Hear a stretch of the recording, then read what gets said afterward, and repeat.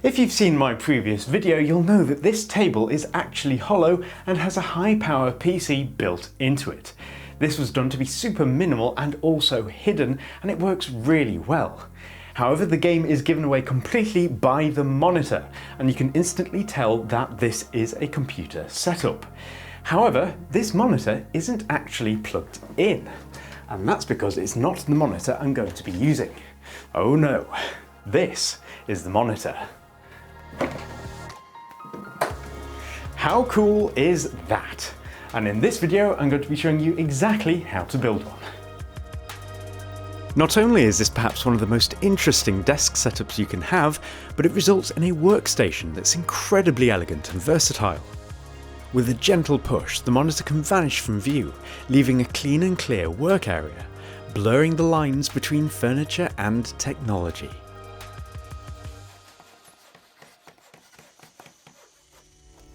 The build process we're going to employ for this hidden monitor system is going to start off similarly to the build process used for the table PC, in that we're going to make the top of it out of a thin sheet of aluminium, bordered by a perimeter of real hardwood.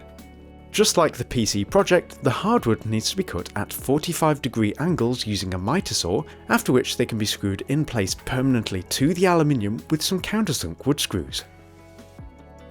The back edge, however, needs a section chiselled out at each end to make a dip, which can then be followed up by a rectangular cutout. These cutouts and dips offer shelf brackets intended for DIY floating shelves, a link to which you can find in this video's description. We're going to use 2 of these on each side for extra strength, and as you can see, the dips on the back edge allow them to be flush with the wood. The other ends can be supported by a little block of wood that has another rectangle cut in it, and it's a good idea to cut the inside edge of this at an angle so that the brackets self-centre when the shelf gets mounted onto the wall. You'll thank yourself later. Now, for some extra rigidity, we can also add a length of wood in parallel to these brackets as well. So with that done for both sides, we can cap these areas off with some more aluminium. One of these panels can be mounted permanently with some wood screws, but the other side needs to be removable for cable routing purposes, so it's a good idea to use some threaded inserts here instead, so that its accompanying panel can be screwed in place with some machine screws, as these are easy to unscrew when required. Now, just like the table PC, I rounded off the front corners of my aluminium sheets, which means that the wood needs to be rounded off as well. So flipping the whole thing over, it should be looking something like this, and it's now time to make the top of it look like wood. I covered this process in detail in the table PC project, but briefly it involves cleaning and then sanding the aluminium, followed up immediately by some epoxy resin, after which some real hardwood veneer can be squashed down on top. Now, some of you did suggest the use of contact cement, but I would still stand by using epoxy, as it's a lot more forgiving with any mistakes of alignment, as you can simply reposition it until it's cured. Now, once this has cured, the excess veneer can be trimmed off carefully and the whole thing sanded down to make it nice and smooth, after which it can be oiled for a richer finish. So with this framework essentially complete now, we can move on to making the all-important hinge system for the monitor. Now, the monitor I'm going to use for this project is this recently released Iiyama G-Master monitor. Now, as you can see, it's got an ultra-wide aspect ratio, which isn't in itself unusual. However, what is unusual is that it is flat-fronted without a curve, and this means that its profile is thin enough to fit into our shelf. So the first thing to do is remove the stand, which is just held in place by 4 screws. These 4 screw holes here are actually known as VESA mounting holes, and are standard on most monitors for mounting them onto different stands or monitor arms, so we can utilise them for mounting it to our hinge system. The hinges we're going to use for this system are standard kitchen cabinet door hinges, which are strong and are able to hinge the final monitor out in such a way that brings it forwards slightly from the shelf. Now, the brackets for these are actually detachable, so we'll take them off and mark the mounting hole positions onto yet another sheet of aluminium. With these mounting holes countersunk on the other side, the hinges can be clamped in place with some plastic spacers. As this sheet will likely have some bend to it, you may want to add some aluminium angles along the edge to make it more rigid as well. For the monitor mounting holes, we can make a template of the monitor's VESA holes using a piece of paper and transfer these onto the back of the aluminium and then drill through them, again making sure that they're countersunk. At this point it's a good idea to check that it can hold the monitor up, but before we screw this in place permanently we need to add this platform to our shelf. To do this, we can get some blocks of wood and drill a hole in each that's the appropriate size for the hinges, which in my case is 35mm. Before mounting the hinges in place, however, you may want to chisel out a shallow dip and curve off the rear edge so that the wood won't block the hinges in any way once they're screwed in place. Nice. So with that, we can place this platform against the front edge of the shelf and screw it down. With that done, the whole thing opens and closes really easily, and the countersunk screws on the back allow it to be completely flush when closed.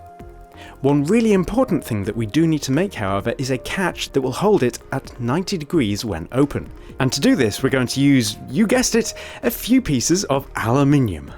The first piece has a hole at one end, which will be the main hinge point, and 2 holes further along its length.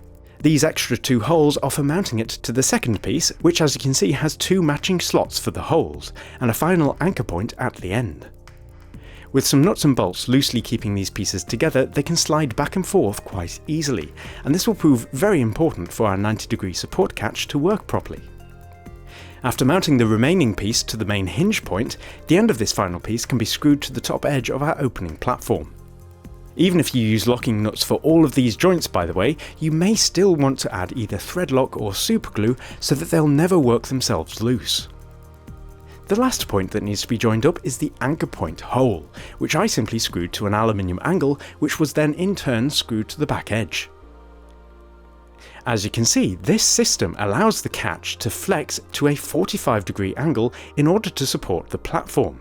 But to stop it from opening too far, it's a good idea to screw in place a short length of aluminium to limit its range of motion, which works really well to lock it in place. The intention for this is for gravity to hold it in its locked position when the shelf is the right way up, as you'll see in just a minute. At this point, however, we can finally add the monitor, and also add a little wooden catch at the back to lock it down when closed. So we're almost there, but now we've got to make a fairly significant aesthetic choice. You see, the monitor itself is really obvious here, but as this is the underside, you'll only see it if you actively look underneath the shelf. If you want to hide the monitor completely, however, you could add a sheet of aluminium here as well, which could then hinge away at the back to lie against the wall, allowing the monitor to hinge forward towards the viewer. When you're done with it, you could then hinge the monitor closed and then follow it up with the aluminium sheet to completely hide it away. And if it was finished off with veneer, it would leave no suggestion that there's actually a monitor inside. A simpler alternative to this, however, is to simply use some matte black vinyl wrap to make the aluminium match the monitor's colour and texture, along with a front edge to finish things off. This does a great job of making the monitor less obvious when looking at it directly, and makes the mechanism much simpler to implement. The final thing to do now is add the display cable and power wire for the monitor, which can be carefully routed through the shelf using some stick-on cable clips. As we had the foresight to make the panel here removable, it can simply be unscrewed for the wires to be threaded through a dip, which in my case was added earlier using a coping saw. This panel also has a groove in it for the wires to fit through, after which it can be mounted back in place. So even looking at this underneath, it looks pretty good, and when the right way up, you just would never think that there was a monitor in there. But before we mount this onto the wall and test it out, it's time for a quick ad from this video's sponsor, Private Internet Access VPN. As we rely on the internet more than ever for work and just our everyday lives, online security has never been so important. With private internet access, you can not only mask your IP address and stop it from being visible to the websites and services that you use, but you can stop your internet service provider from being able to see what websites you are visiting, which in turn stops them from being able to store this data and potentially sell it on to third parties. And this is far beyond just what opening a private tab will do, because all that will do is stop your computer from storing it locally. Another cool thing about private internet access is that you can choose to appear to be browsing the internet from a different country, which is great for bypassing geo-restrictions and allows you to watch things like Netflix shows that might not be available in your region. It's available on all major platforms from Mac and Windows to Android and iOS, and they operate a strict no-log policy. With a single subscription, you can protect up to 10 devices at once, and they have a 30-day money-back guarantee, so you can just try it out. So if all this sounds good to you, visit this link in the description, through which you can get the entire service for less than $3 per month, with 3 months completely free, which sounds pretty good to me. So protect your internet today with the link below.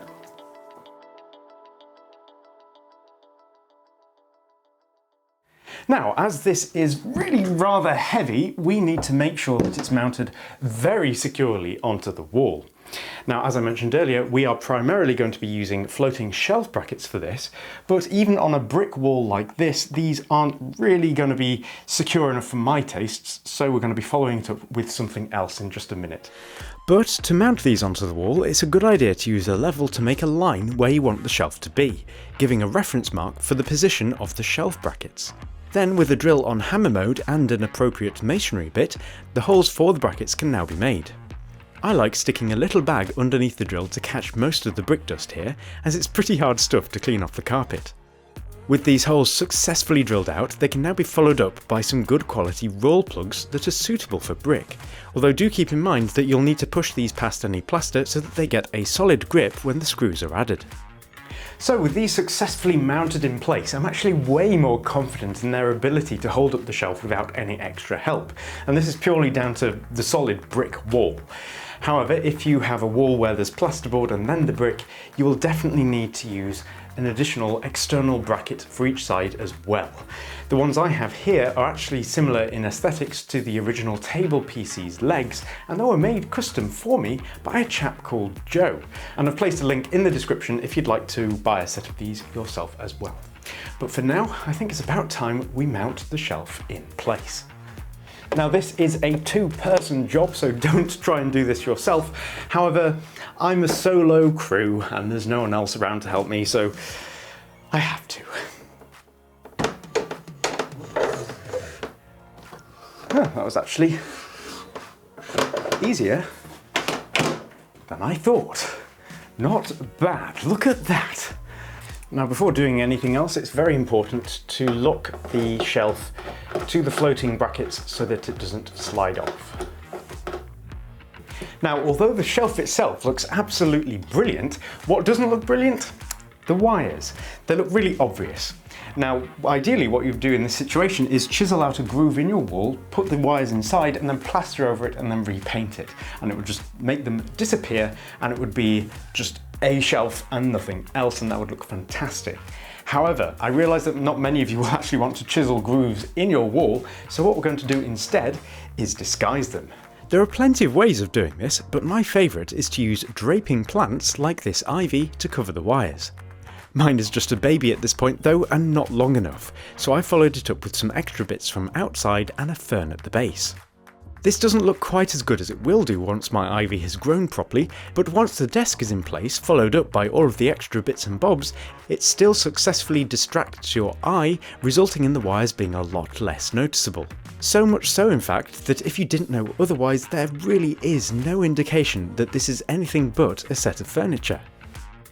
This clean look is helped along a lot by the use of a power cable splitter, meaning that the only cable that exits the case is a single power cord that powers both the PC inside and the monitor, and even this is super neat as it can be routed down the back of one of the legs. With this done, the build is complete, and we can now try out the Hinge system. With a quick twist, the latch releases the monitor, allowing it to fold forwards. The scratch-built catch also works brilliantly as gravity pulls it down and locks it in place. To lift the monitor up again, it's just a case of pushing lightly on the catch, which releases it, allowing the monitor to hinge back up into the shelf. Nice. So all in, I would say that this is a beautiful build. So what are the benefits of having a setup like this? Well, primarily I would say that it's just super neat and elegant. I'd even go as far to say that this is the cleanest desktop experience you can have, and that's saying quite a lot. Now, another benefit is that it's very space efficient. For example, with it all folded away, you not only get the entire table on which to work, but you get plenty of storage space on top of the shelf as well, which is pretty cool. Now, a side benefit of all of this is that it's fairly theft proof. I mean, you can't steal something if you don't know it's there, so it's got peace of mind on that front. But other than that, I think that's it for this video, and I hope you found it a satisfying conclusion to the table PC project. I'm personally very pleased with it. But other than that, I'm Matt, you've been watching DIY Perks, and I hope to see you next time. Goodbye for now.